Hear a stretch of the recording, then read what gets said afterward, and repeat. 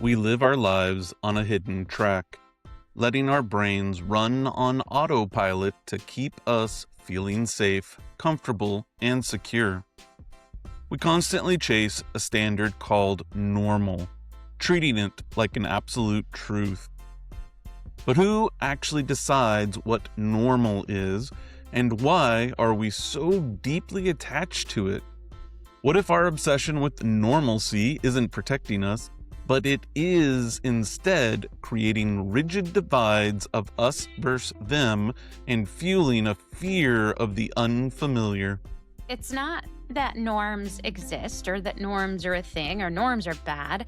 It's that we have these rigid rules that norms sort of morph into that we start to use to inform value or worth. It's like going from something being a norm to allowing norms to place judgment. And I think that's the line where we start to see norms devolve communities and devolve our mental health versus being supportive. Today, Chris and Jen dive deep into the neuroscience behind our craving for predictability, how communities have weaponized norms, and how stepping into curiosity can completely reframe your world. Let's get into it. Welcome to Chris and Jen in the Morning, where self-care meets real life. I'm Chris. And I'm Jen. And we are back for another episode in Pride Month. Yes, so excited to be representing now and always, all year. That's right. Today, we are going to talk about the myth of normal. We want to talk about why our brains create the us and them and what that does, and applicable far beyond the LGBTQ plus community, but also super applicable to talk about, I think, during Pride Month. Yeah, for sure. And I think what's super interesting is there's actually a lot of brain science that goes into this idea of normal. And so it's it's going to be a great episode. So stick with us. Fun fact, when I was in high school, I did debate and forensics. And during forensics, I always wanted to do, because they were, one was one semester, the other was another semester. So during forensics semester, I always wanted to do the creative ones, reading a storybook and all of that. And my forensics coach was the same as my debate coach. He was like, no, you have to do oratory. You're required. So the persuasive speech. So I wrote my oratory speech on the myth of normalcy. Wow. Okay. Yeah. So did that influence this conversation? I think it's just something that I have held in my belief system for as long as I can remember. So this feels like a really natural conversation. I'd love to go back and find, I'm sure somewhere there is a written copy of that speech that I wrote and performed and won awards for. But I was trained to be compelling. Which brings us to this episode. But I do remember I opened with some kind of visual, word visual that I created. I know it doesn't feel like me at all, about lemmings that follow each other off the cliff to their to their demise, because that's just what they do. Anyways. I mean, that's a great hook. I mean, I want to hear more. It is a great hook, right? So I've been talking about this myth of normal since I was in high school, which was just a couple of years ago. It was practically yesterday. Practically yesterday. And thank goodness, a long time ago. And it's still something that sits super close to my belief system. So I'm really excited to talk about this today. But also for you to do that in high school, I think that's potentially where a lot of people run into, I think start feeling and seeing this topic probably a little bit more. I feel like middle school is definitely. Yeah, middle school into high school. Entrenched in it. Yeah, for sure. Yeah. Yeah. So for you to have that, be able to step back and kind of look at all of that. Well, 13-year-old Jen, she was trying to set the world on fire. Tell you what. Because you did move ahead in school a little faster than others, correct? Well, I skipped a year. In high school, I graduated in 3 years. Yeah. Okay. Wow. Good for you. All right. Impatient at best. Impatient Yes. at best. I think I do know that about you. It's a key strength of mine. And something people should know about me so they are not unpleasantly surprised. You know what? To know you is to know that about you, and also your struggle with time and space. I did text you this morning and say, look, guys, I didn't lose track of time. I'm just running late because I made poor choices. I would like the distinction. I'm not sure if I was looking for like a gold star for not getting confused by time this morning as that was progress, or if I was just trying to be like honest instead of using the excuse of I'm not sure what time is. Well, and I don't think either of us really acknowledged that text message. At least I didn't. And No. so you just decided to wear your gold. You are your gold star today. Oh, yeah, it's pink. It's like pink? a blush pink. Wow, okay. I think it's called champagne, but to me it looks pink. Oh, okay. Does it look gold to you? It looks more champagne-y, I would say, to me. If you are just listening to us, Jen has on this beautiful glittery top. It's sequin. It's a lot of sequins. Yeah, so I think I have a black version of this, not a shock, but also sequin. I did wear it, I think, 2 times. Once to work and once on a date with Ace. I feel very self-conscious right now. That exact one? Not this one, the black one. The black one you have in your closet is this exact shirt, but it's in black. And it's the one that you wore on a date with Ace? Yeah. Why? How long ago was that? I don't know. We went to have tea together. He took me to like a high tea, like a tea with the You had a proper date? They brought out the little we went to tea time. We did. It was fun. It was like around the holidays. It was a holiday tea. It was at Thompson's bookstore in Fort Worth. And it was after the blast happened. There was like... Oh, hold on. I thought you meant like date as in when you two first met back then. Oh, no, honey. I can't wear those clothes anymore. Not even on one of my arms. I can't wear those clothes anymore. Nope. Okay. No. All right. It's all... The picture is now coming into focus. You don't go on dates with your husband? You still are supposed to date after you get married. Oh. Yes, we go out together. I don't know if we call them dates. You're supposed to date your spouse. That's like the first rule of staying married forever. 21 years. It's almost 22. How do you think we made it? All right, I'll tell Frank we're supposed to be dating each other. You are supposed to be dating. In fact, you guys send us pictures of you out on these cute little dates together where you get all dressed up and you go to these fancy restaurants and have these fancy dinners. And I'm like, look at them. They're dating. Oh. Meanwhile, we're like, we're going for a friend's birthday or something. No, it's just the two of you. It's like usually your anniversary or something. Whereas I'm like, can we just hit up the drive-thru and get barbecue? Go home and watch a TV show together. All right. So in another 17 years, that's what Frank and I have to look forward to. Yeah, high school was just a couple years ago for me. Yeah. Mm-hmm. Yep. Child bride. Yeah. Okay. Yeah. Well, if you are enjoying this part of the conversation, you definitely want to be following us on Facebook, Instagram, YouTube. We post a lot of our like fun, a little more silly content there. But we're also building a community. The purpose we have many platforms is for the opportunity for us to connect with others who are on the same journey of life, trying to find the best out of it, find the laughs, looking for moments of inspiration. So come be part of that community. You can find us on Facebook, Instagram, YouTube. Yes, you can go to chrisandjenitm.com and there are links to all of our socials there. That's how you can find us. And if you want to see how loud the top is that I'm wearing, check out the socials. You'll see it there. Check there.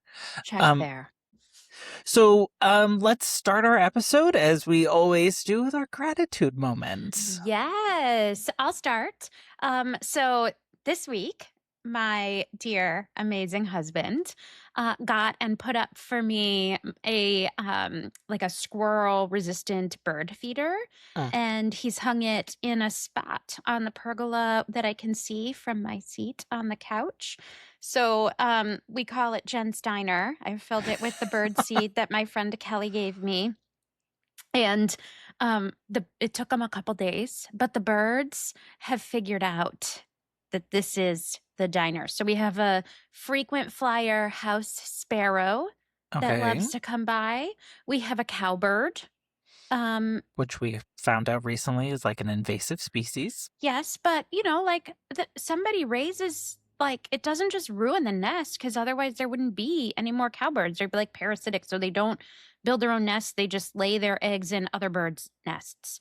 And then if the other birds throw the egg out, they get mad and go destroy the nest. But, Bird politics. bird politics. So, it's a cute little cowbird. I can see why they call it a cowbird. I don't know if this is why, but its eyes make you think of a cow. So it does. Yeah. I'm It's gonna so have to cute. zoom in on that photo you sent. We have a pair cardinal, a male and a female cardinal that like to come eat there, and the blue jay, who is always elusive and never lets me take his photo ever. No blue jay ever. They're always like just so elusive. He has been in the backyard. I haven't seen him at the feeder yet, but I've seen him on the trees in the backyard.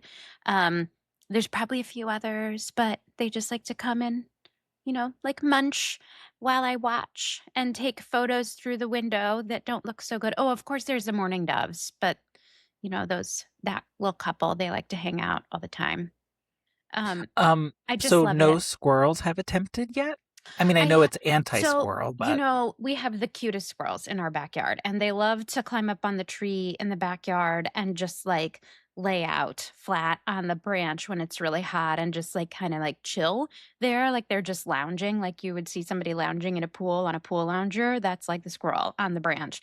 And they love to like play around on the pergola and chase each other through all the trees. And oh my gosh, they were like all chittering at the beginning of the week, and Lola ran outside to go see what was up, and she had chased one into a bush, and that like other two were trying to like rescue the one in the bush that Lola had pinned there, like not pinned physically, just because she was like, I see she you, got and it now you scared can't into the move. corner. Yeah. Yeah. And so I made Lola and Chloe come back inside so that like the squirrels could all reunite with each other and go along their lovely day. But no, it's a squirrel resistant one. So like as soon as there's any kind of like real weight on it, it like closes the holes up. But the birds Interesting. are not enough weight to pull it down and close it. So it's very smart. But we call it Jen's Diner, and all the birds come and partake. And that's just been really fun and lovely and exciting. And the first couple of days, I just kept saying, no birds, no birds, there's no birds at it. And now the birds, they're there all the time. So I'm so grateful for my husband and his, like, just that he knows how much the birds bring me joy, and his thoughtfulness to buy me a bird feeder that the squirrels wouldn't go steal from. And just for like those moments of getting to see the cute little birds. Yeah, eating they're their your dinner. sparks of joy. They are. So I'm so glad that you're getting that. And yeah, like you super get to fun. do it from the place that you're comfortable. So even better. Yep. My gratitude moment this week is for my friends. I feel like many of them have shown up in many ways to support me over the last couple of weeks, and whether that's because I need help with something or they think of me to go to an event with them. Like they have just been reaching out, and I don't know, like it just feels great to have a community that cares for you, checks in on you. You can text them and they show up for you. Like it's just the past couple of weeks have been really, really great to have that. And I'm super appreciative of all of them. And like, it's folks That's that, awesome.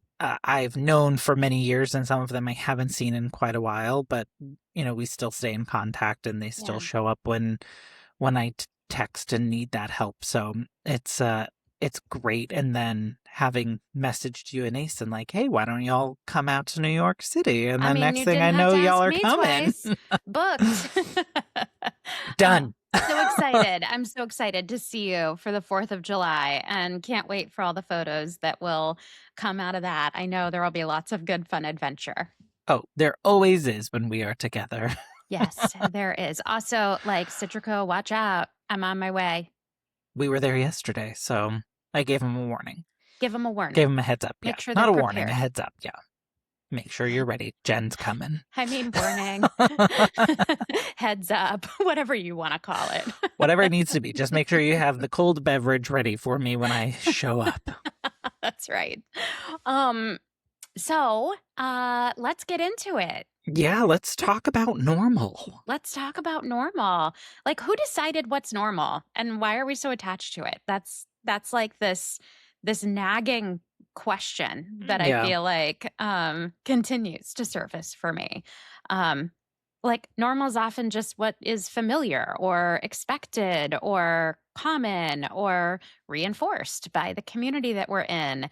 And what's really interesting when you stop and think about it is normal is not only like different over time. Like, if I was to wear fashion from 100 years ago, what was normal then would be totally weird now. Yes, right? Absolutely. And also, like, hot, probably. I don't know. That's exactly what I was just thinking about. Like, you would be so uncomfortable.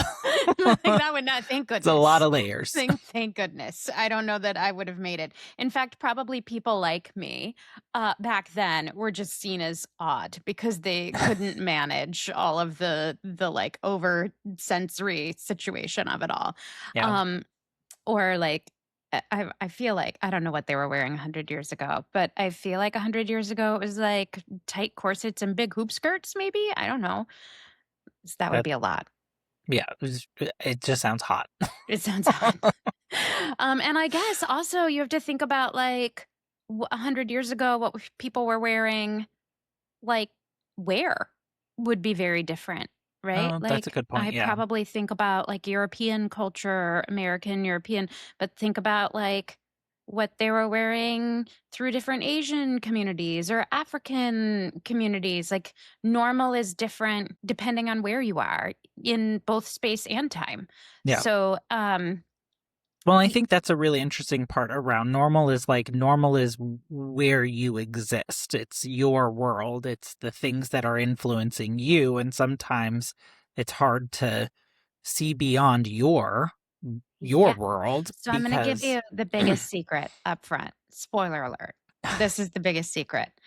If you don't like the normal that you're in because you feel abnormal, maybe you just need to be surrounding yourself with a different normal, like a different community. Because if this normal doesn't fit and you have that desire to fit, it might just be that you're in the wrong sorted bin of, Legos or however. Yeah. All right. Well, that was a great episode. I really appreciate the conversation.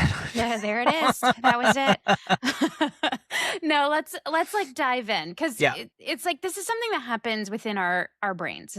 It's just neuroscience, right? Like, our brains frequently make the mistake for things, like thinking what is common or around me or what I see is like right. And if I don't fit into that, then I'm not right.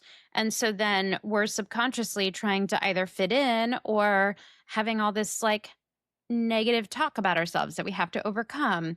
And so if that feels like it relates to you or the world around you, like, that's what we're here to talk about today.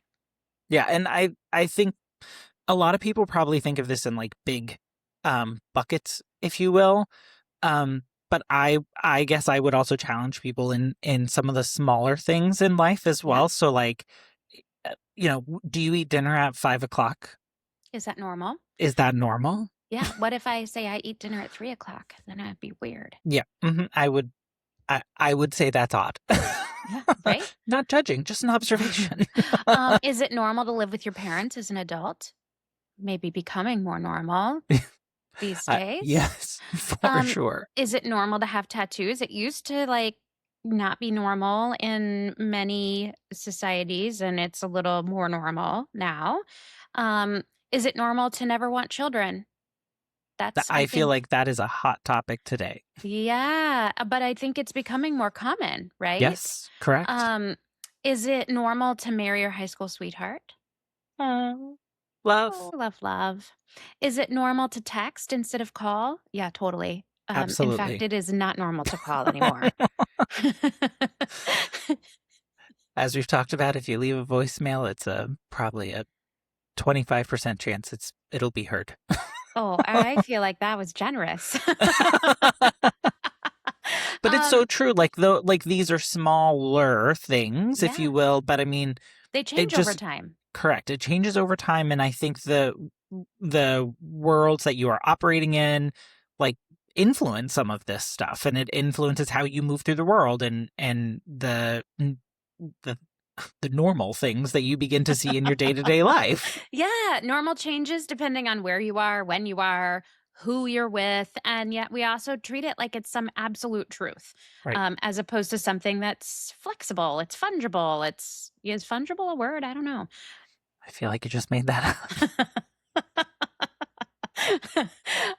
But let's talk about the neuroscience of it. Like, why does our brain even like create normal? Why do we invent this concept of normal?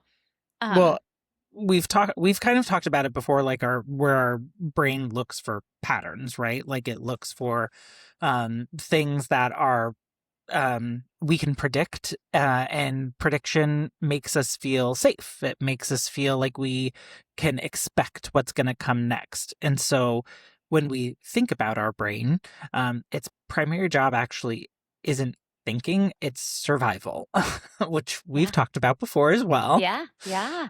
It's the brain's constantly asking, like, what am I supposed to expect next?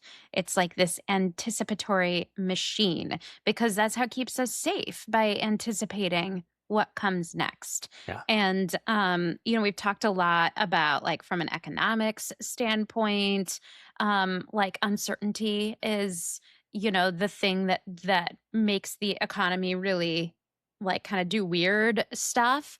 Well, it's the same with our brains. Like, uncertainty is something that just kind of makes us, like, stutter or misfire because our brain needs certainty in order to Yeah. keep us safe. Yeah. So when something happens repeatedly, the brain builds a model around it. And then this repeated becomes familiar, and familiar gets predictable, and predictable is safe, and safe is normal. And so the brain loves this normal concept because normal requires less, like, energy than, like, uncertainty. Right. Uncertainty, or like you have to think about all of the potential possibilities, and it requires a lot of, like, out of the box thinking. And certainty is like, you know what to expect, so even if you don't like it, you can respond. You know how to respond to it. Exactly. And like these are the things, right, that our brains do naturally, and it just like goes on autopilot. And it's the reason why we can go through our lives and see so many things and react to so many things. Whenever our brain creates those models, it's less attention that we're having to pay to things.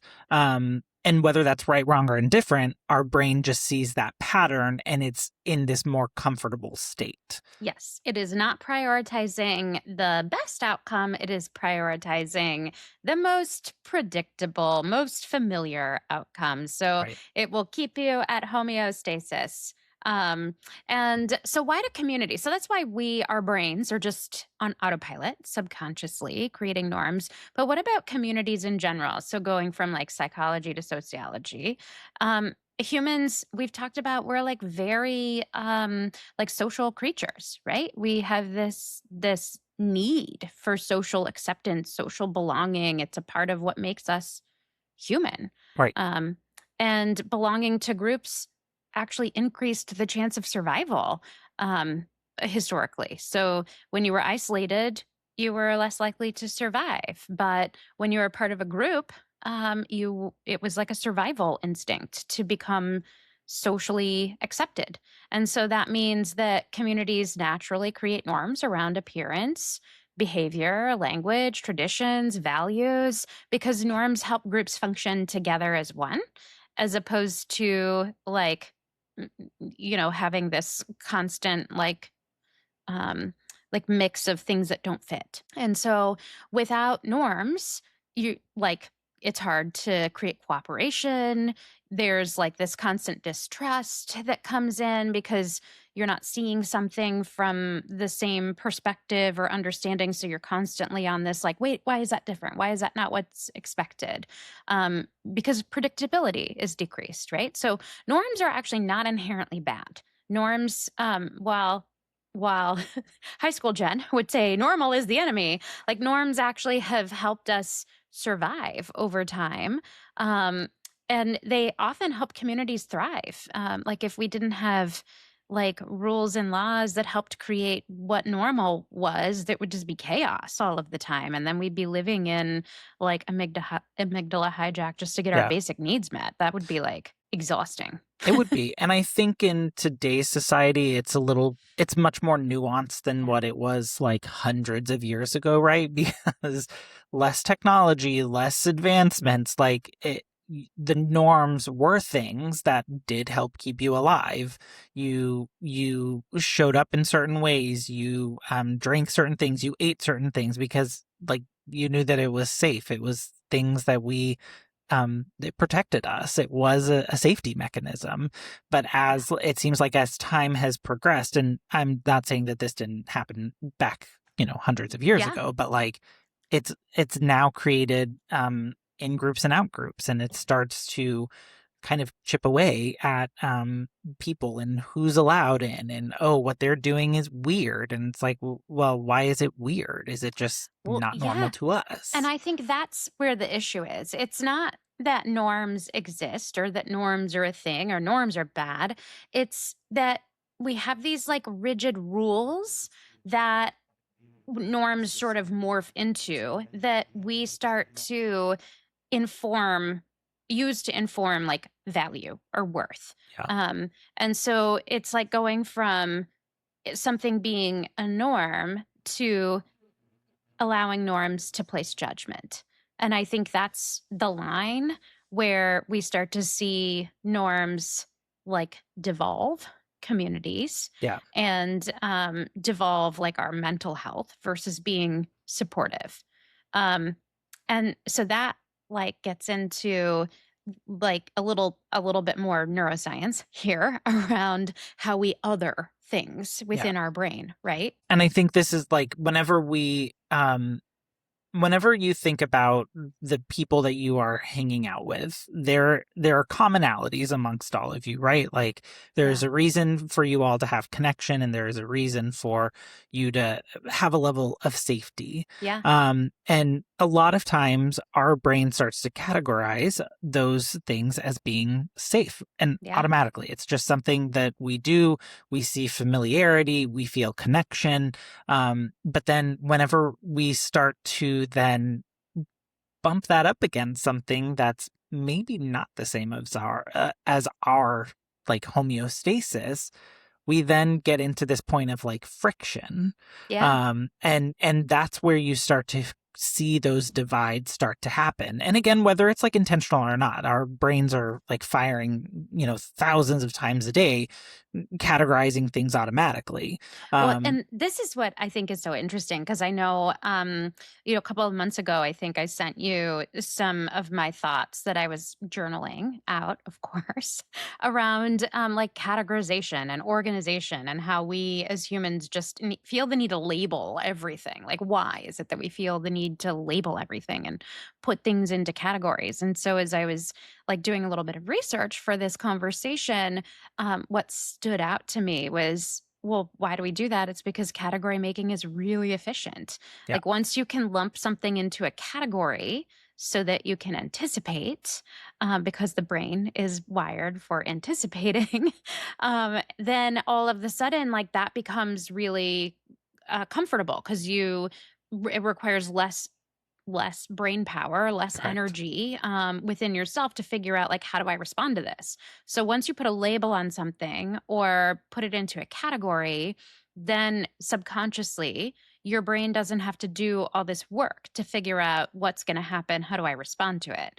The problem is that we just like subconsciously label things and put them in boxes, and then those things don't always fit in that box, or they Right. don't always stay in those boxes. And so then we start creating judgments. Like it all starts in this place, I think, of like innocence or harmlessness, and then those perceptions become these judgments that become these like strongly held beliefs that then, other people in the community are using for their own benefit from time to time. When you think about politics and those kinds of things, right? It's how people pick categories to label and place judgment Yeah. and then sway people, whether they have positive intent or negative intent. Right.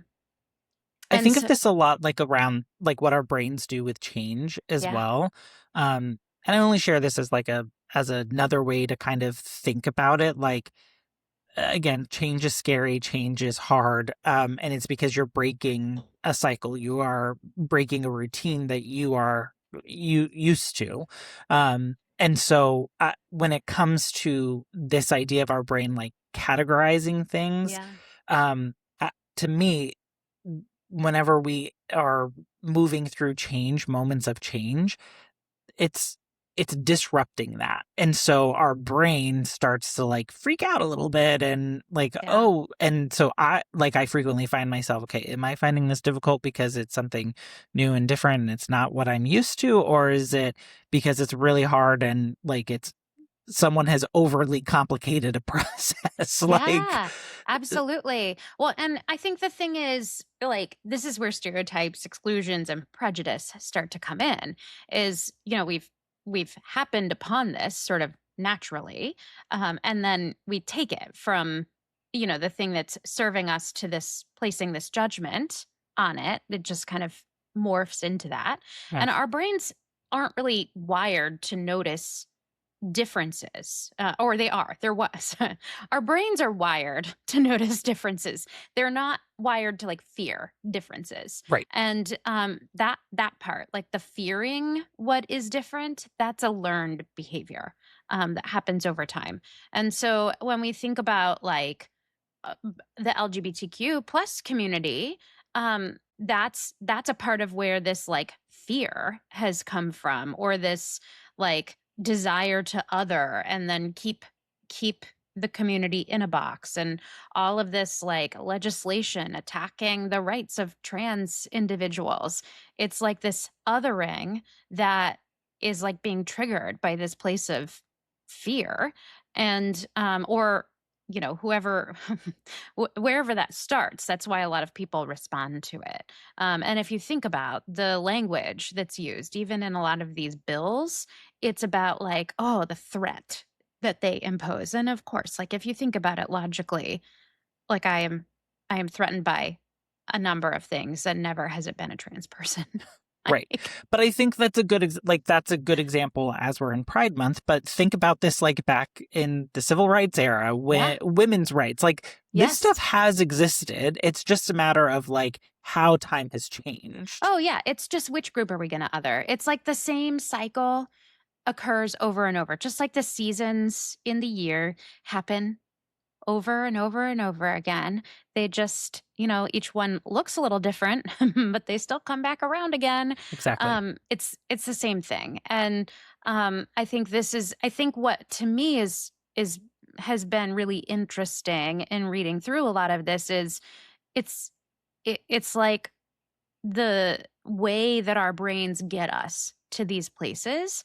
And then, like, how do we overcome this? How do we get out of this cycle of othering people for a number of reasons and then placing judgment on them versus like the things that our brains are naturally doing to help create safety, right? Um, and I think that's where curiosity enters the picture. Like, how do you get yourself off of this autopilot? It's through curiosity. So, I guess if we think about it, like major expansions in human inclusion that have happened over time, like left handed people. It's true. Like there was a time when if you were left-handed, like you were taught that was wrong and you had to learn how to use your right hand. Correct. There was Yeah. like this. There's a whole movement, like especially in schools, for teachers to get students to use their right hand as the dominant hand. Yeah, and that's like crazy if you think about it today. Interracial marriage used to be something that was like so taboo and, just dangerous. And, now, like, at least in our community where we are, like that's something that like is just has become so normalized, like thankfully, right? So Normalized, yes, but I still think people in those relationships still d- get encounter some, some, yeah. and that goes to like, is it stereotypes? Is it ignorance? Like, what is it that is driving those things? Yeah, women in leadership. Like there has been so much progress that has been made, even in, the couple of decades that I have been in Yeah, the workforce. And so not to say that it's not still something that we need to be like mindful of, because it does take a long time to influence the lasting impacts of being othered, if you will. But that used to be something that was like so taboo. Like, why would you have a woman leading a group? I mean, and then of course, naturally, as a woman leader, I would say, why wouldn't you? right. But we take that for granted today. And so I think for me, these stories, they present like hope for me, because when you're in the middle of it, it feels really like overwhelming, and it Yeah, can be like, I don't understand, why there has to be all of this legislation attacking these groups of people, attacking their human rights, attacking, their ability just to exist. And like this place we live in just feels so exclusive. And like all of those things are true, but also it can change over time, even though it feels really big in the moment. And I think those are the moments where I have to remind myself, like, there is hope, because it can shift. And so, how do we do that? How do we get off autopilot of like othering and that judgment that comes after the categorization? yeah, and I think you said it a little bit earlier. It's this idea of like curiosity, like how do we start to step out of this place of judgment and eh, autopilot, like into making a conscious decision in how we're operating and seeing the world. And I think that one of the really big things for me, and we've talked about this before, is like those opportunities to really spend some time reflecting Yeah. on the world around us and the part that we play in it. We've talked before about how our prefrontal cortex allows us to spend a little bit more time in that reflection phase, and it Yeah. it allows us to start building that muscle, to say, okay, this is how I usually act or show up in these situations.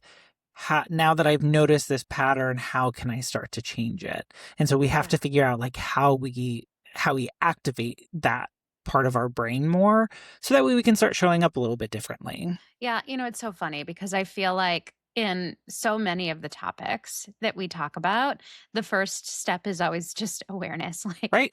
like getting ourselves off of that, like writing down the lazy river on autopilot and letting it take us down where we want and living intentionally. Yeah. And so step 1 is just like wake ourselves up, become aware, and then reframe.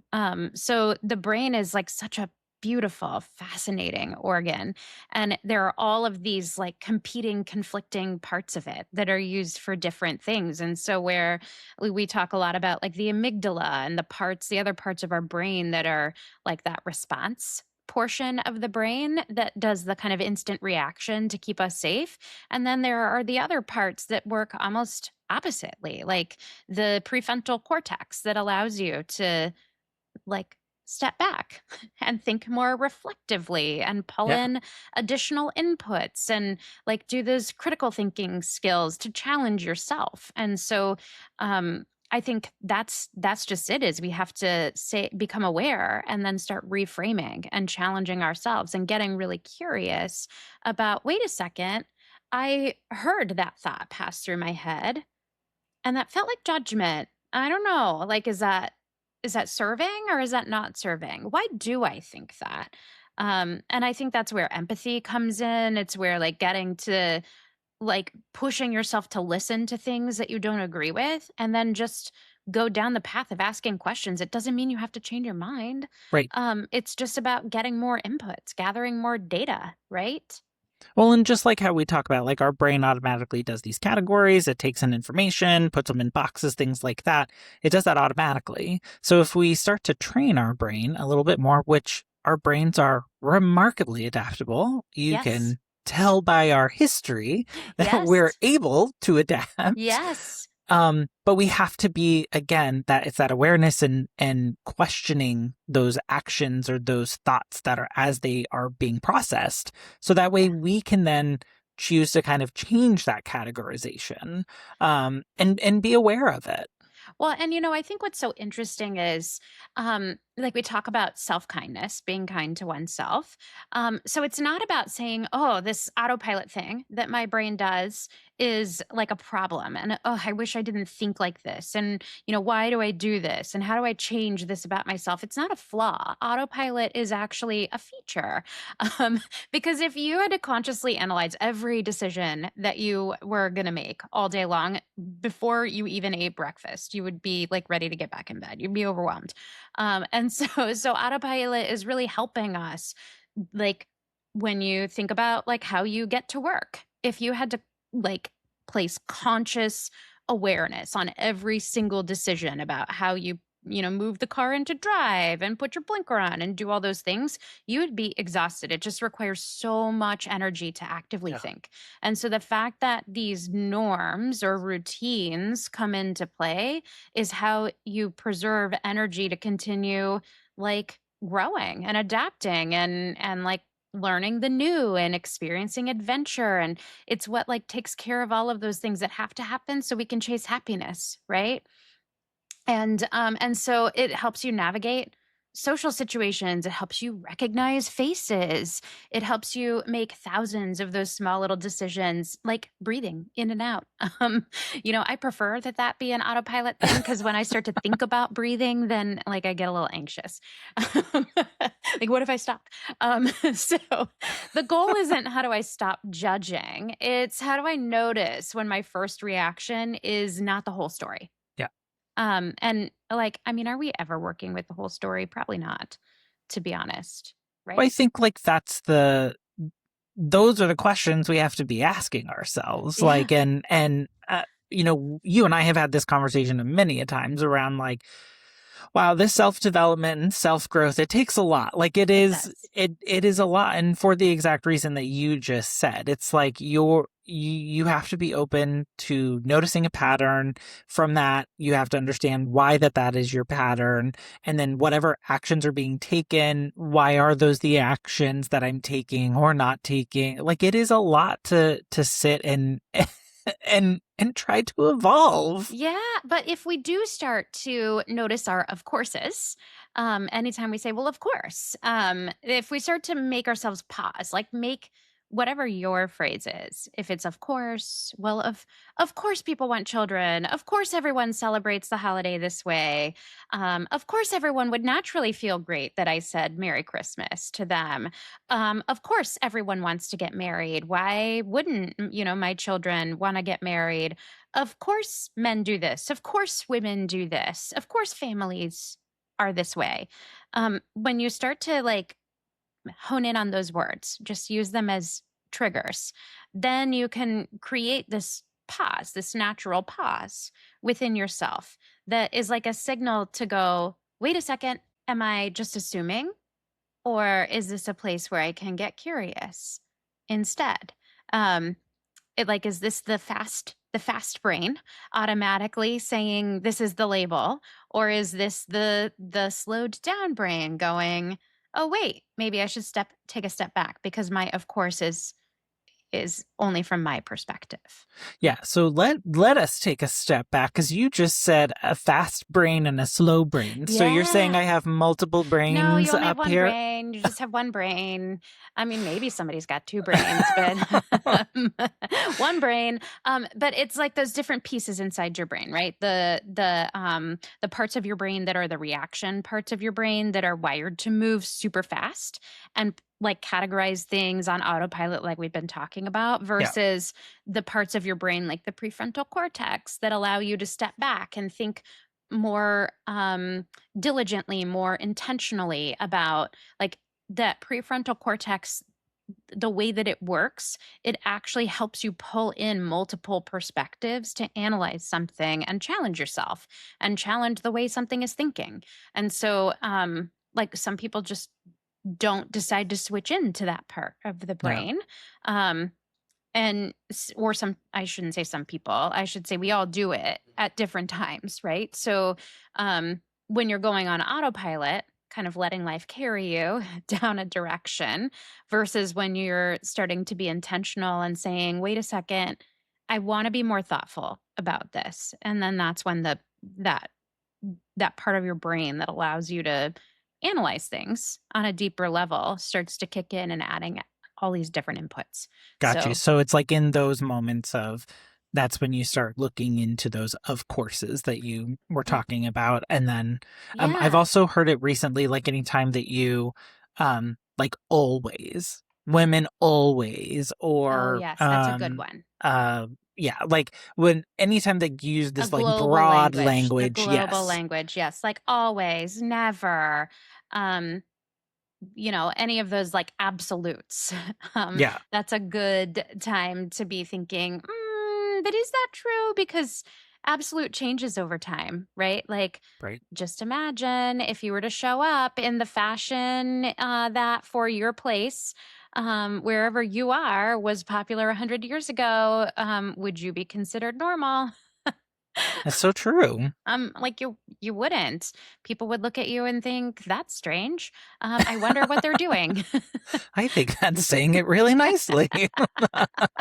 And so, or they're strange, and so I think just that like conscious awareness that normal changes over time. So normal is not an absolute. Like, let's just go back to that. And so if you're putting things into categories and thinking normal, abnormal, oh, that stands out, like that's weird. I mean, like, is it weird? So you've brought up fashion. So there's like somehow in some of my feeds but like been like fashions from the 90s, 2000s that have been like popping up. And there's these a few content creators who I think do this really well. And one of them was like, oh, remember the time whenever we would wear multiple polos and pop all the collars? And so like it shifts to like the creator doing it in the moment, like in current day, but then they also flash up like a picture of when they were back in that time wearing multiple pop collared polos, and it's like, oh my gosh, that was a thing. That really was a thing. Oh, and like when you look back at those pictures and you're like, why did anyone let me wear this? Why did we have fanny packs? And then fanny packs came back. We just called them something else. Sling bags. I don't know. What do we call them now? But their fanny packs are back, and you just wear them different. Not around your waist. You wear them around your shoulder. Shoulder, body, like a crossbody bag type thing. Like, yeah. Or some people are just rocking it like a fanny pack still, Own it. So, I mean, like, everything old is new again, right? And so it's just, it's fascinating how we react to that. But, why do these things stand out to us? If like something that, doesn't fit in to the current version of normal for wherever you are in your place and time, why does that stand out? Remember, the brain hates uncertainty. And so when when we encounter something that's not familiar to us in the moment, we fill the gaps with all these assumptions.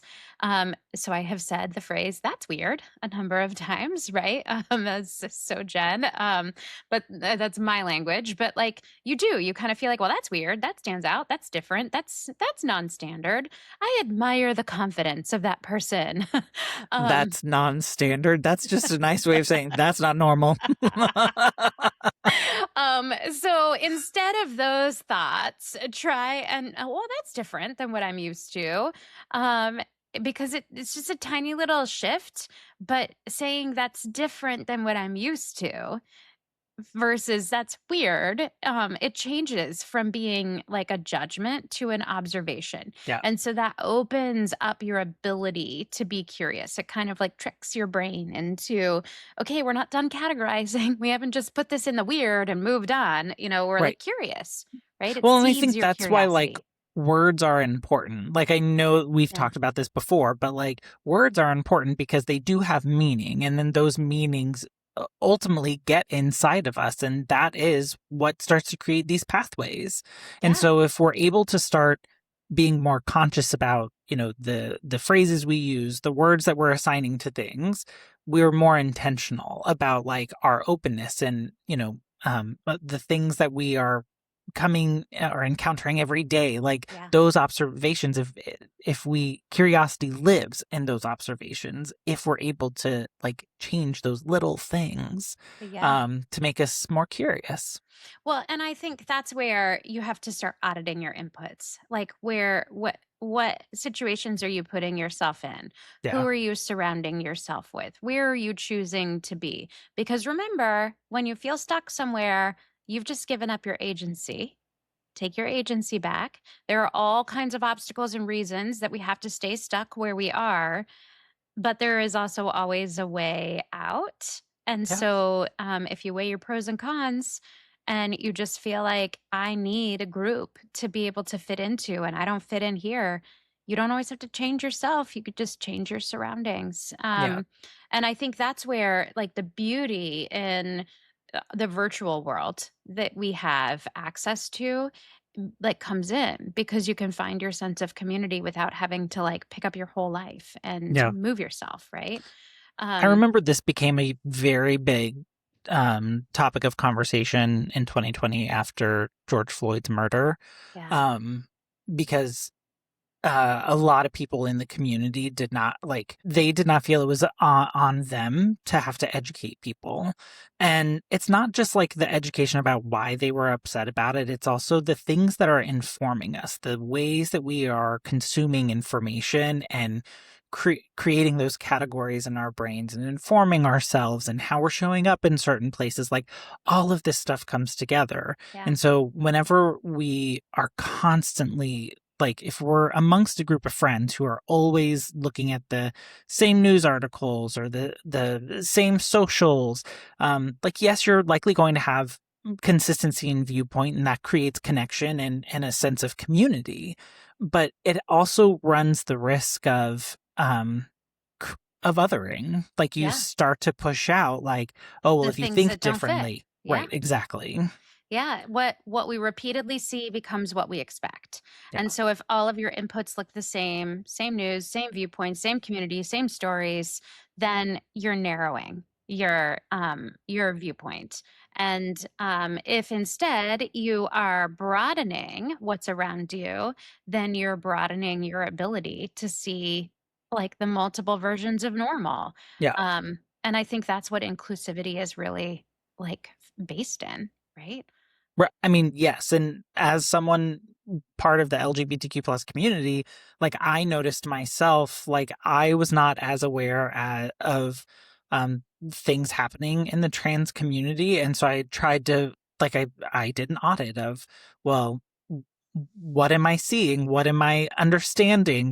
What am I not seeing? And in that, like, wow, I needed to really bring more things into my orbit that educated me more and created opportunities for me to meet people and hear their stories and experiences. And I'm not saying like it's on them to educate me, but whenever you are in those spaces and you can hear those conversations, it does expand your understanding of things. Yeah. I mean, at some point, at some level, we have to have accountability for educating other people about what our perspective is, because how would they be able to see it from our shoes if we didn't? Now, like after a while, that becomes like it has to be a meeting of both places. You can't just be responsible for shoving your point of view down everybody's throat, right? Because that's Correct. exhausting, right? You can't be your own advocate. We all need advocates from other groups and communities to help carry the flag with us. It's why allyship is so important. But I do think that it is also important for us to find those people within our communities who have that gift of being able to share the message and the perspective, because that's what helps create that level of understanding and empathy. And so this is a part of where we talk about social media and how sometimes consuming it in big amounts can be like not as healthy. But this is where I think like the strength is in it, because we're able to have access to these perspectives that like we didn't used to have access to. So, Yeah. it really is pushing inclusivity, because there's not a small finite group of people that get to decide who's at the podium anymore. We have Yeah. to be careful about that and where we get our inputs from, but we do have more options and more choices. And so we can see the world from a broader viewpoint than we used to be able to, which I think is beautiful. Because when our representation changes, our brains start to perceive other things as familiar and normal and possible and human. And that's where, inclusivity shows up. Right. Um, Well, and again, so, going back to the civil rights movements, the women's rights movements, like those were things that were beyond yeah. people's understanding. And then like over, decades, things slowly shifted. Well, it's like we talked about last week, representation matters. Yep. And it matters for other people to be able to see it so that they can be it. It matters for ourselves to be able to like better understand who we are versus understanding ourselves through the community that like we were born into, Yeah. right? So I think, that's just a part of the categorization and normalization within the brain, and we actually have agency over that. We can create what is normal for ourselves. Um, so I think, one of the other things is getting curious, not just about the things that we hear and see that might feel different, but also about our own discomfort, right? Mm, Like we assume that discomfort means something is wrong, but often it just means something is new, different, non standard, not normal. yeah. And so the brain, it gets confused and it thinks unfamiliar is danger because I don't know how to respond to it. And then we get stuck in this fight or flight mode, which was supposed to serve us because that was how we adapted, but now it becomes limiting, right? So when you start to feel that discomfort, that's a good signal to go, why is this bothering me? So we talked a little bit about, the trans community today. Like if that's something that you're uncomfortable with, just start asking yourself, like, why does that bother me? How does that impact me? Yeah. Like, what does it matter to me? How is this like a thing that is like putting me in danger? Everybody goes back to the bathroom situation, Right. but like, I mean, I could talk for hours about that. Like, look. And if you're thinking, wow, you're getting political, I just have to say this is not politics, it's human rights. Yeah. Like, let's be very clear. Um, but start asking yourself, like, why is this bothering me? Is it actually harmful or is it just different? And I don't know how to relate to it. And so, because I don't know how to respond or relate or what's going to happen, I have decided that it is, dangerous. Yeah. And also, like, if you find yourself saying yes to that, that's not bad. You don't need to push against that. That's normal. That's your brain's response. So you just don't have to stay there. You don't have to live there. Yeah. I do. This kind of harkens back to last year whenever we did our Pride series, because I remember you and I had a conversation around your comfortability about talking about these issues. Yeah. And we like unpacked that together. Yeah. I mean, we did not do it on camera, but like I remember we had a conversation around it and why you felt that way. And you were open and vulnerable and I don't know, it was such a great conversation because like I wouldn't have known that had you not told it to me. And then like my perspective on it to you, how I see you, how I experience you, like all of those things come together to inform. And I love this idea about like when we are in an area that we feel uncomfortable, but why? Why are we uncomfortable? And analyze, what are facts versus opinions? What are the actual things that we're understanding in the situation? And again, are they facts or has someone told us something? Yeah. And okay, here's my hot take. This is a hot take. It's a super hot take, fresh hot take. Facts are really just like the truth from our perspective, from what we can see at the time, what we know at the time. Like we want to believe that facts are like black and white, yes or no, firm, right? Like facts, just the facts, hold the opinions, just the facts.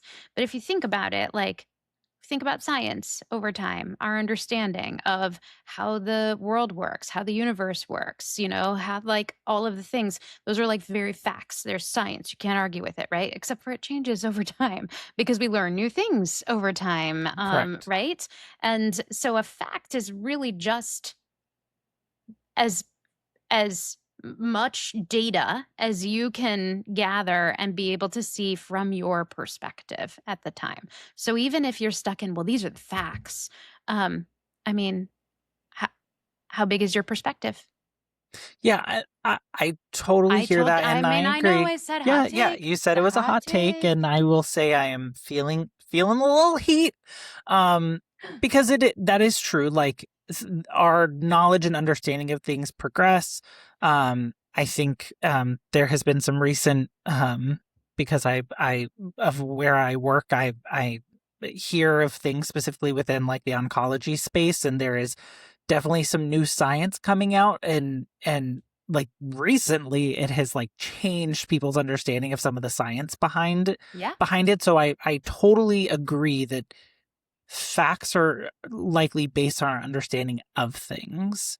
But I think it's also dangerous for people to assume that to try and create your opinion in such a way that it is a fact, because that is not accurate, and that's why I just want to like, that's your perspective on something versus like there being data, information, things but done. How we perceive the data and the information. I think the difference between fact and opinion is not whether something is infallibly correct or not. I think it's like how we arrived at the data point, right? So like an opinion is largely based on how I feel about something, whereas a fact is here are all of the what seems to be concrete things I can point to that I have used to arrive at this point of view. But it is still just a point of view, right? It's just what's the point of view based on? But see, I would say that's your opinion.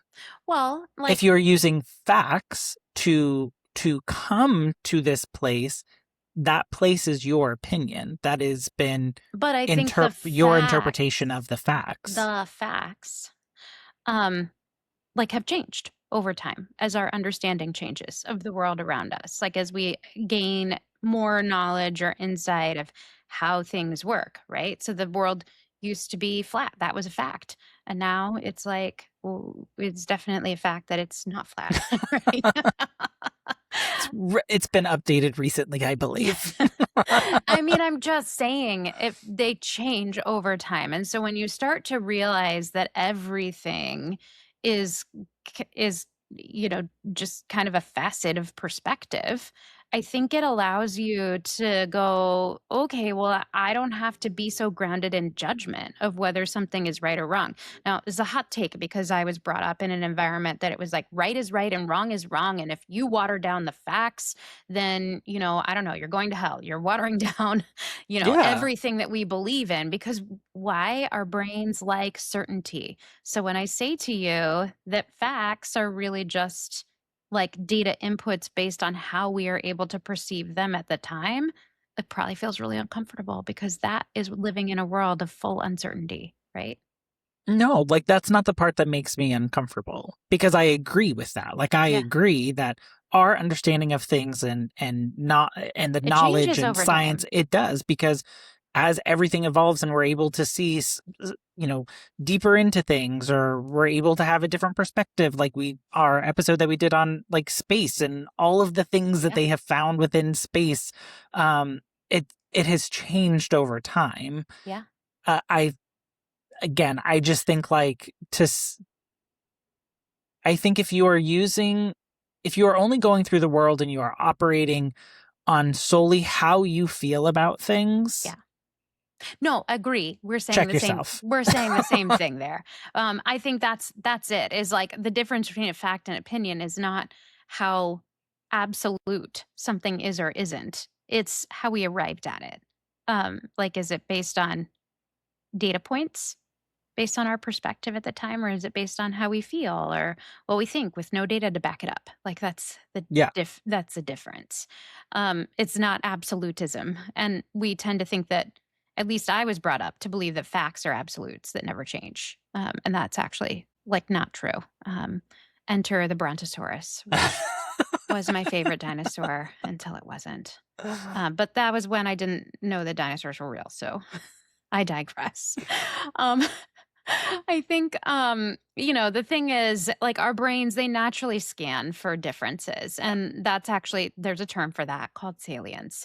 And the differences stand out so that, we can spend our energy focusing on them because we don't know how to react to them. And so we need to know how to react because that keeps us safe. And it's all of this like science behind how we were built and the art of survival. And that challenge is that what stands out isn't necessarily what matters most. So Right. we focus on these things that stand out. Oh, this is how we're different, but it's not what matters most. This is where, last week we talked about the book Atmosphere. Yeah. And one of the quotes that I shared that I loved from that book had to do with the character Vanessa talking about when she flies in a plane and she looks down at the towns, like all she sees are the things that are the same. We all look the same from way up there. Right. And yet when we're down in it, face to face with each other, all we see is how we're different. Yep. And so we need to start pulling ourselves up to the sky and looking down and saying, wow, there's a lot of similarity when we zoom out. Right. Versus like, how are we different? Because what matters most isn't generally how we're different. It's just what we fixate on because that's what our brain doesn't know how to respond to. It's so interesting because when you start with the question of what I have in common, what do I have in common with this person, or what are the things that we share, that has the opportunity to totally shift the engagement that you have with someone.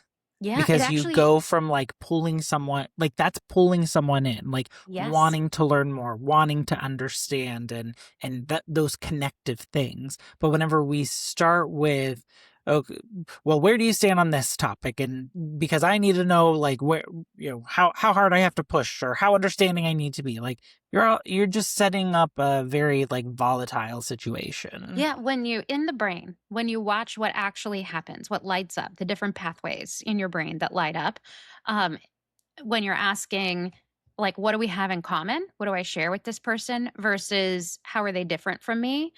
The what do we have in common, it activates or lights up those empathy pathways inside your brain that like are relator, that builds, empathy and understanding and inclusivity. And when you're asking the question, how are they different from me? The pathways that light up are the threat detection pathways. And so I think knowing our brain is wired this way on purpose but we have the ability to actually use that to our advantage instead of letting that evolve into a disadvantage. Yeah. Like, I think that is the concept of agency and taking ownership back so that we can go chase happiness instead of just being wired for survival. I'd rather thrive than survive. I wonder if if we did a look over like history, if you would see, because right, it used to be like taboo to talk about religion, politics, like in public settings. And so part of me is wondering, like, was that for the reason of like we're trying to build a community, we have to all survive, we all have to like move forward, and things weren't as far progressed as they are today, where now it's like that is something that is discussed, and it is probably some of the most polarizing conversations that occur. Yeah. But part of me wonders if there's like been like a shift over decades of how engagements work in the social construct of like meeting people for the first time.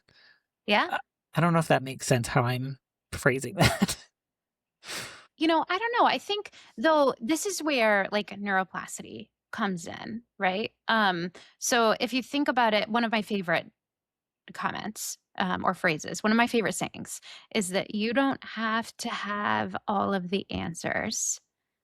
You just have to know what questions you should be asking. And I used to think that intelligence meant having all of the answers, right? And I heavily weighted having the answers to things as like being the smartest. And I do think some of this has shifted over time with like access to information. We've talked about that in the past. But really, the brain is growing when it's updating. And so, like, if we can just challenge ourselves to be more curious, more open, instead of placing our value on being the rightest or having the most answers, instead like focus on having more questions. That's actually how we get smarter. And so like to your question of like just being open around like being able to like challenge thinking, like I think that is a part of evolution, right? Yeah. Like that's how we grow. So I don't know if that like feels relevant to what you were thinking I about. I think it definitely does, because I also think like our definition of intelligence has changed over the years. And you're right, like intelligence, although has been equated to, I'm going to give you information, your ability to regurgitate it onto a test or to write a compelling essay or whatever, is going to be used to describe your intelligence level, has shifted greatly through the years. Well, and it's not like you just got what you're born with. Like your brain has your brain evolves, it grows. Right. It is like a living organ that grows when you feed it, right? That's why they have these like brain games and brain activities and all these things. It's an evolving thing, and it can devolve as well. And so by challenging ourselves to think, to question, like that's how our brain grows. And so I think, the other thing that I think is really salient here is that we say this all the time, like your reaction is not what you should be judging yourself for, or not that you should be judging yourself, but not what you should be holding yourself accountable to. It's your second thought. That's when you're choosing, right? So your reaction is that like instinct that happens. But then when you're listening and you are more aware of your reactions, your second thought is what you're choosing. That's what you're sticking with. And Right. that's where we have to hold ourselves accountable. Yeah.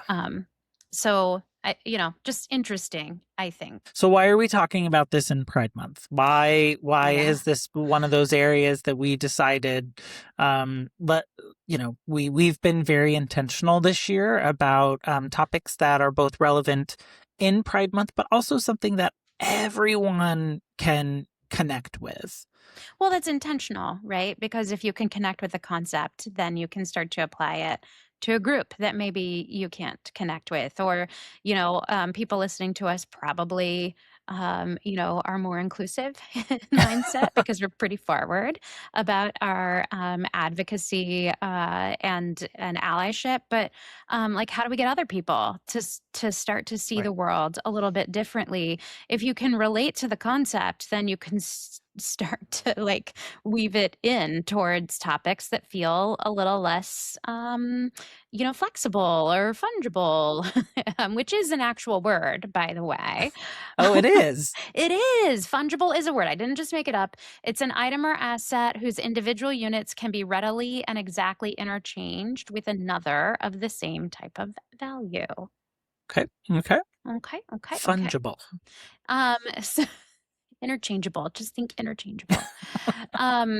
So back to pride. Like, why are we talking about this? It's because, like, right now, particularly the trans community is being like hyper attacked, and we do feel like it's important to advocate and to be an ally, and I do think that a lot of the momentum behind why are we experiencing these attacks on rights of people in the trans community is because they feel different. It feels like we can't relate. It feels like it's other, and so the communities are coming out to kind of go danger, and really, like, I mean, I will say it again. Just because you are trans doesn't mean you are inherently good. It also absolutely doesn't mean you are inherently bad.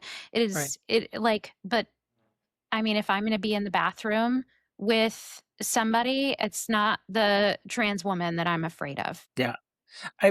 I think that months like Pride Month and Black History Month and Women's History Month, all of these things exist to show what I think is the humanity first in all of us. Like, are there differences? Yes, there are. Yeah. However, a lot is the same. We have experiences. We are trying to move through this same world. And there is things that we have in common with one another. Yeah. But if we spend so much time focusing on the small little pieces that we don't understand or we don't agree with. And they are small. They feel big because they're made to feel big. Exactly. Because we inflate them and make them bigger because they feel like a danger. So we call attention to them. This is a threat response. So I would highly encourage, because I hear this all the time, like, why does the LGBTQ plus community need a Pride Month? Why is there Pride? One, I think because I am who I am. I've come to this place through my life when society has very much so told me that I am in the wrong. And so I'm damn proud to be here. Yeah. But secondly, it's so that people understand that we are all just human. Yeah. And I mean, learning that familiarity and worthiness are not the same thing. Like, so being like me does not mean worthy. I think that is the trick of normal. Like, normalcy creates inclusive into my group, creates worthiness, creates value. And that's the trap. Because, lemmings will follow each other off the side of a cliff to their death just because they are trying to fit in and be normal and follow. And so let us not be followers like the lemmings and wind up at the bottom of the cliff with a broken neck. Okay, so you brought it like full circle back to the I was wondering how we were going to get there. Full circle. I wish I had the speech because I can't remember all of it, but that I remember. That was my very firm point of view, and I stick with that. Like, our human nature is to follow because following feels familiar and comfortable and predictable, and it also will lead to our demise. So we need to encourage ourselves to get into that second level thinking of like response. That's where the choice comes in. Because being familiar does not equal worthiness.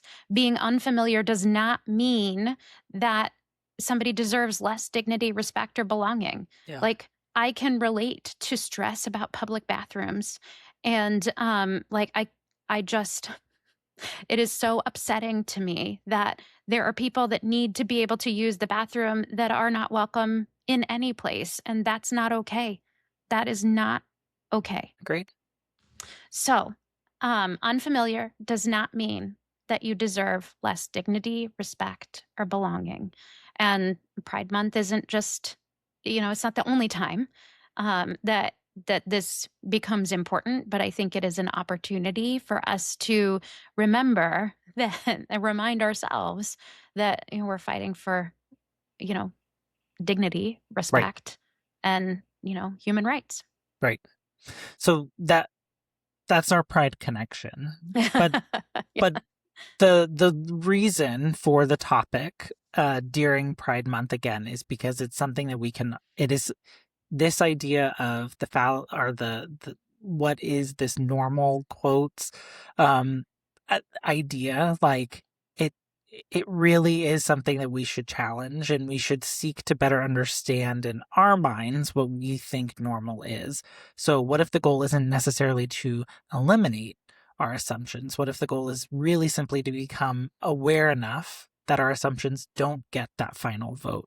And we move into that second level of thinking you were talking about, where we have that choice, and we spend some time making sure that we're asking the right questions and seeking out the right information to help us make a more aware decision. Yeah. So we talk a lot about journaling. And so if you are interested in exploring this topic a little more for yourself, because it feels relevant, some options like prompts for some journaling might be thinking about, what did I grow up believing was normal that I no longer believe? How have norms helped me? Because remember, we said they're not bad. They can be a good thing. What norms have limited me? Where am I at today? When have I felt like an outsider? And what helped me feel welcome? And what small actions make people feel like they belong? And then how do I know when a belief deserves reexamination? That's a And good one. what assumptions are worth questioning? I mean, like, you can't question every single assumption. You would be exhausted by the time you eat breakfast. But there are some assumptions that are worth questioning. And I think that it doesn't mean that you have to have the answer. There are things, big things, that I grapple with, that I still grapple with. And I'm like, I don't know what I believe on this. And it's not about finally coming to an end answer. I think, for me, the value is being willing to just still consider it, to get more data and more input, to evolve. Because, some things have really big impacts, and they're worth continuing to think about. Yeah. I mean, I know you talked about these being like journal prompts potentially. We started a podcast to explore some of these things. We did. Yeah, absolutely. So, I think, thanks, Chris, for joining me on this conversation of normal. It was so not normal. It was so not normal. Or it was like super normal for us. I don't know. If we're on a spectrum, we're probably like normalish, normalish. I mean, I do think Pride Month isn't about asking everyone to be the same. It's just recognizing human dignity doesn't depend on fitting in to somebody else's definition of normal. You can be your own normal, and we each are our own normal, and we should accept that about ourselves and others. And communities that are healthy aren't the ones that everyone looks the same or thinks alike or lives alike. Like, we know this. There is data and research that says that groups that are made up of diverse people actually are more productive. They are more happy. They get more done. They achieve more. They're able to accomplish more. When everyone is the same and every thought is the same, we become smaller, not bigger. Correct. Well, because you enter an echo chamber and people People are afraid to stand out. Yeah, and it is scary. I mean, even I'm scared sometimes to enter conversations where people have opinions that I strongly, disagree with. But I think it's in those moments that I'm able to learn something. Doesn't mean I'm changing my mind. I don't have to change my mind. And we go back to our beliefs being based on our values, then it's a lot more comfortable to have conversations and challenge ourselves because my values I'm going to stick to. So I don't feel threatened. I know what my values are. Yeah. But I can challenge the way that I'm thinking and be open because I'm grounded in my values. And I think people who kind of have the same backgrounds that we do, like growing up in certain communities, like we were taught that different is bad. Like certain differences were bad. And so it was hard to get curious about them. I mean, I personally was curious because like I identified with some of those communities. But in other instances, like our innate sense isn't to like double click. It may be sometimes to close the browser. Yeah. Oh, that's so true. Like, just turn it off. I don't want to hear it because it's uncomfortable. And I think it doesn't have to be like expanding what's normal for you. You can still have your world of what's normal for you. I think it's just about understanding that, more than one normal exists. Whether you believe that or not, it's a fact. It's true. Like, just look at fashion across the world today. More than one normal exists. Yep. And so that doesn't mean that your version of what's in your world and your normal has to change. It just means that we should be aware that your normal isn't the only normal. So, what is it? I'm not going to yuck somebody else's yum. Yeah. And I mean, it wouldn't be an episode about being normal if we didn't say the quote, normal is just a setting on a washing machine. So, that's so true. It's so true. So we'd love to know what you think. Share with us. We'd love to know what you think about what we've talked about. We'd love to learn from you. We'd love to expand our understanding of the world around us. So please reach out to us. Email us at connect@chrisandjenitm.com or text us at 940-278-8129 or drop a comment wherever you're listening now and tell us what you think. Yeah. And like I said, we're on this different social media platforms, YouTube, Instagram, Facebook. We talk about like having communities where there are different voices, different perspectives. We welcome them. We want to hear them. We want to grow this community with the voices of people who are on this journey of, trying to be more intentional about the way you operate through the world. So check us out. You can find us at on all the different platforms as Chris and Jen ITM. So feel free to like, follow, subscribe, comment, share, all of the things. Any help in growing this community is greatly appreciated. Absolutely. And until next time, be kind to yourself, to one another, and make it a great week. Bye, everybody.